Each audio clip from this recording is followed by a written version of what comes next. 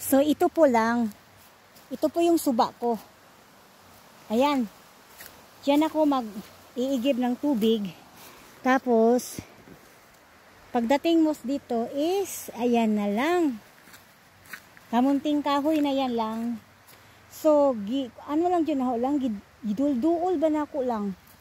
Then, mao ni siya ako ang mga alokbati, tinangkong, napoy sagol kamunting kahoy. Then, mao ni akong kalabasa. Medyo kuan ang dahon lang kay alas 10 na mga langga, no? Karon pa ko nahuman mo, nag-video-video ko muna akong mga sidling sa papaya.